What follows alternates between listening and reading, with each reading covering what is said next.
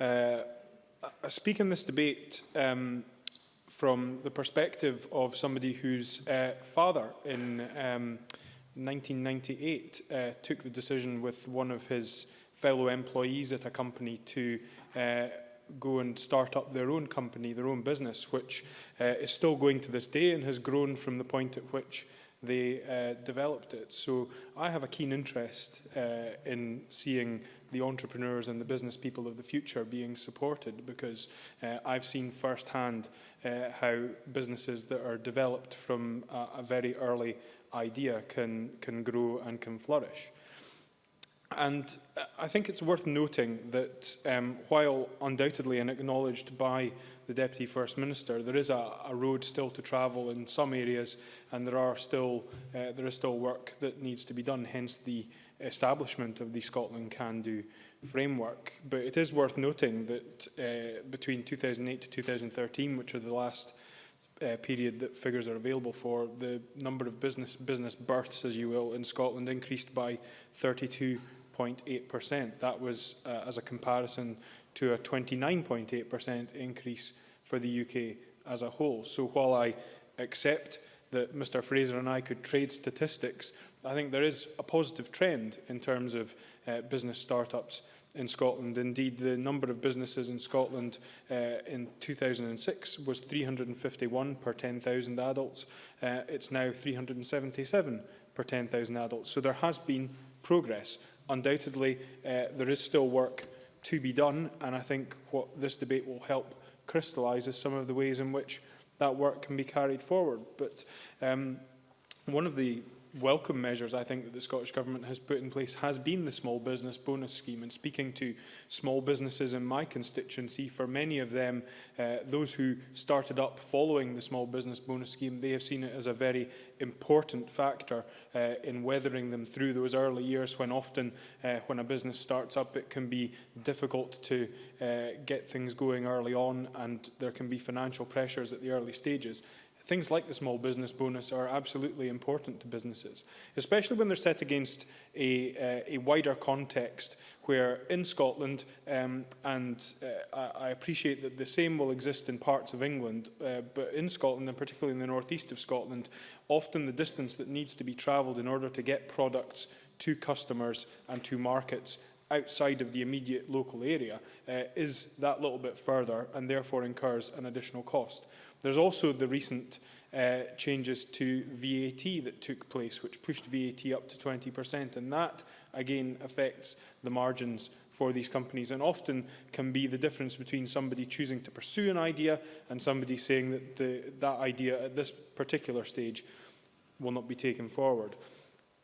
But I note that Mr Fraser suggested that what we needed to see more of were role models to whom young people in particular could aspire to. And being the helpful soul that I am, I have brought along two such role models with me. Not literally, but I have brought along two examples of entrepreneurs in the northeast of Scotland who I think are the very kind of role models that we should be pushing out there. And indeed, they are being pushed out there, certainly in the northeast of Scotland. One of those is Jamie Hutchin, who his business is not in my constituency, but I've had the pleasure of both meeting Jamie and sampling the products he produces. He established a company called Cocoa Ooze, which is a chocolatiers manufacturing high-quality chocolate products. He established that in 2008 at the age of just 17, and now in 2015 employs a team of 25 people, has a coffee shop and chocolate workshop in the city centre of Aberdeen, providing opportunities for people to go in and do their own chocolate making workshops and parties,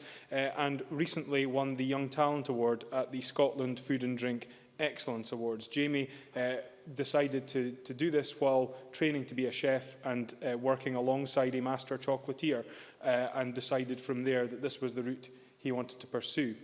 Another individual who is based in my constituency is Dr. Deborah O'Neill, who established the company Nova Biotics in 2004, which was a spin-out company working in the biotech area, developing anti-infectives for difficult-to-treat medically unmet diseases. And novobiotics have been a very big success story in the northeast of Scotland, and Deborah herself was awarded Entrepreneur of the Year at the 2014 Grampian Awards for Business Excellence. And I highlight these two examples for a couple of reasons. One, because they are two individuals who have shown entrepreneurial excellence and are the kind of people who we should be pushing out there as role models. Another, because they came into the entrepreneurial field in very different directions. One, through working firsthand from a very young age and determining that he wished to establish his own business. Another, through the academic and university spin-out route, which again is something that we should be pushing and highlighting, particularly to those who are developing some of the excellent research in our universities as to how that research can then lead to business opportunities in the future. I'm happy to take an intervention from Mr Mason. John Mason. With great interest to Mr McDonald's constituents, and I just wondered, he said they're role models, I just wonder if he knows if they've been going into schools at all, because we have picked up, I feel a little bit, that maybe the school pupils are not being exposed very much to people who have set up their own businesses.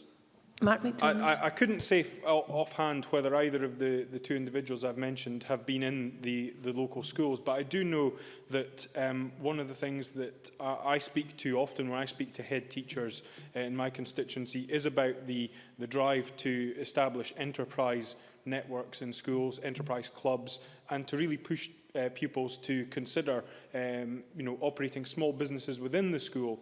And often when I go to the school fairs, as we all do in our constituencies, you can see pupils at these fairs selling products that they themselves and the enterprise groups within the schools have produced. So I think that work is ongoing in our schools. I note that the clock is ticking. So there's one final point, if I may, Presiding Officer. Oh, you're shaking your head. And it may be ticking, but I can certainly give you the time back for the intervention. Oh, well, okay. I can see other members instantly regretting that. But one final point, if I may, Presiding Officer, and that is around the opportunity that can arise from adversity. In the northeast of Scotland just now, we do have a situation where in the oil and gas sector there are individuals who are facing potential redundancies. But at the same time, often from these situations, individuals who maybe have never given thought to establishing their own business may choose to do so if the right support is there and if the opportunity to take that direction is there. And as well as the excellent work that is being done by the Energy Jobs Task Force in trying to find new employment for individuals, I wonder if we should also be looking at what opportunities are there to maybe have the advice and support given to those individuals who find themselves either in a situation of redundancy or at risk of redundancy in the oil and gas sector, to maybe consider moving into establishing their own business, given especially that oil and gas is identified as one of the 8 innovation centres. So I hope that is an idea which, if it isn't already being taken forward, might be considered, and I'll leave it at that, Presiding Officer.